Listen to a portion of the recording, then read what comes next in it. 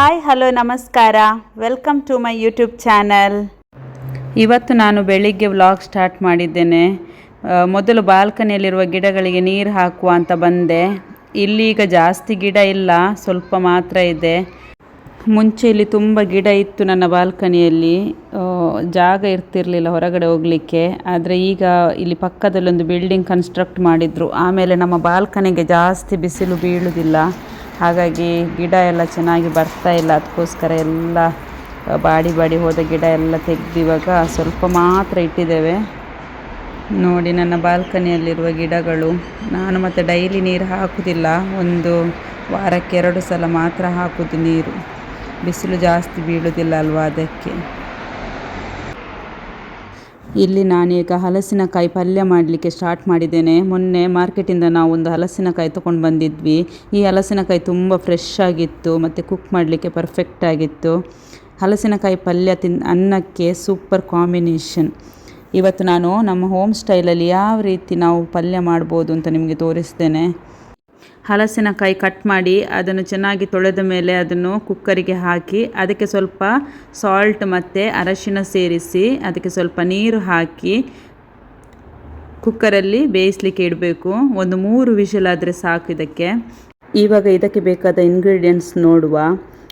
ಒಂದು medium size onion ಮತ್ತು ಸ್ವಲ್ಪ ಸಾಸಿವೆ, ಒಂದು 4-5 ಮೆಂತೆ, 1/2 ಟೀ ಸ್ಪೂನ್ ಜೀರಿಗೆ, 1 ಟೀ ಸ್ಪೂನ್ ಕೊತ್ತಂಬರಿ ಮತ್ತು ಸ್ವಲ್ಪ ಬ್ಯಾಡಗಿ ಮೆಣಸು ಮತ್ತು ಬೆಳ್ಳುಳ್ಳಿ ಸ್ವಲ್ಪ, ಕರಿ ಲೀವ್ಸ್ ಸ್ವಲ್ಪ ಮತ್ತು ಸ್ವಲ್ಪ ಗ್ರೇಟೆಡ್ ಕೋಕೋನಟ್. ಇವಾಗ ಗ್ರೈಂಡ್ ಮಾಡಲಿಕ್ಕೆ ಬೇಕಾದ ಐಟಮ್ಸನ್ನು ಸ್ವಲ್ಪ ಫ್ರೈ ಮಾಡುವ. ನಾನಿಲ್ಲಿ ಆಯಿಲ್ ಹಾಕ್ತಾ ಇಲ್ಲ. ಸ್ವಲ್ಪ ಬೆಳ್ಳುಳ್ಳಿ ಮತ್ತು ಸ್ವಲ್ಪ ಕರಿ ಲೀವ್ಸ್ ಉಳಿಸ್ಕೊಂಡಿದ್ದೀನಿ, ಅದು ಆಮೇಲೆ ಒಗ್ಗರಣೆ ಹಾಕಲಿಕ್ಕೆ. ಇದಿಷ್ಟು ಸ್ವಲ್ಪ ಫ್ರೈ ಆದಮೇಲೆ ಅದನ್ನು ಸ್ವಲ್ಪ ಆರಲಿಕ್ಕೆ ಒಂದು ಪ್ಲೇಟಲ್ಲಿ ಹಾಕಿಡುವ. ಇದು ಕೋಕೋನಟ್ ನಾನು ಫ್ರೈ ಮಾಡೋದಿಲ್ಲ, ಬೇಕಾದರೆ ಅದನ್ನು ಕೂಡ ಫ್ರೈ ಮಾಡ್ಬೋದು. ಇವಾಗ ನಾವು ಮಸಾಲ ಗ್ರೈಂಡ್ ಮಾಡುವ.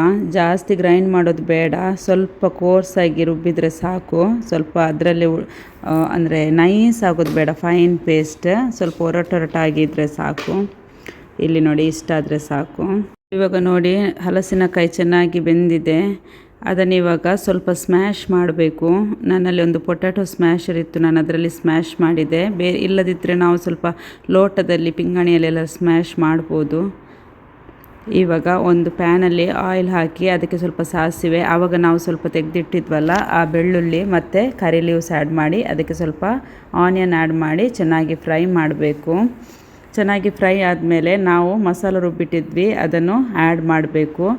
ಮಸಾಲ ಸ್ವಲ್ಪ ಫ್ರೈ ಆದಮೇಲೆ, ನಾವು ಆಲ್ರೆಡಿ ಫ್ರೈ ಮಾಡಿದ್ದೇವೆ ಆದರೂ ಸ್ವಲ್ಪ ಫ್ರೈ ಮಾಡಿ, ಈ ಮಸಾಲ ನಾವು ಫ್ರೈ ಮಾಡಿದ ಮಸಾಲವನ್ನು ಬೇಯಿಸಿಟ್ಟ ಹಲಸಿನಕಾಯಿಗೆ ಆ್ಯಡ್ ಮಾಡಬೇಕು. ನೋಡಿ, ನಾನೀಗ ಮಿಕ್ಸ್ ಮಾಡ್ತಾ ಇದ್ದೇನೆ. ಇವಾಗ ಗ್ಯಾಸ್ ಆಫ್ ಮಾಡಿ ನಮ್ಮ ಹಲಸಿನಕಾಯಿ ಪಲ್ಯ ರೆಡಿ ಆಯಿತು. ನೋಡಿ ಎಷ್ಟು ಚೆನ್ನಾಗಿ ಬಂದಿದೆ ಅಂತ, ಕಲರ್ಫುಲ್ಲಾಗಿ.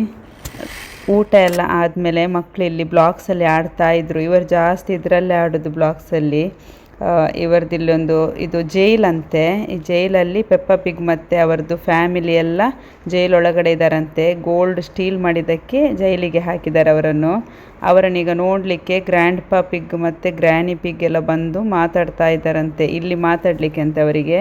ಮತ್ತು ಕ್ಯಾಂಟೀನ್ ಅದೆಲ್ಲ ತೋರಿಸ್ತಾ ಇದ್ರು ನನ್ನ ಹತ್ರ.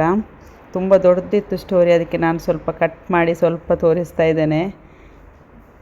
ಅವರಿಬ್ಬರು ಇದೇ ರೀತಿ ಆಡ್ತಾ ಇರ್ತಾರೆ. 4 o'clock ಆಯಿತು.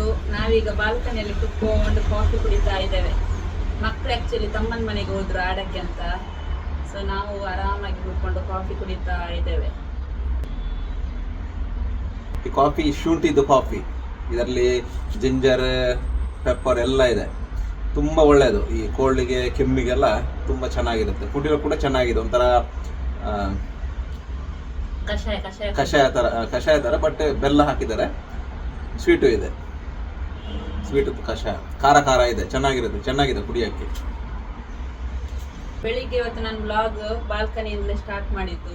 ಇವಾಗ ವ್ಲಾಗ್ ಎಂಡ್ ಮಾಡೋದು ಕೂಡ ಬಾಲ್ಕನಿಯಿಂದಲೇ. ಇವತ್ತು ನನ್ನ ವಿಡಿಯೋ ನಾನು ಇಲ್ಲಿಗೆ ಎಂಡ್ ಮಾಡ್ತೇನೆ.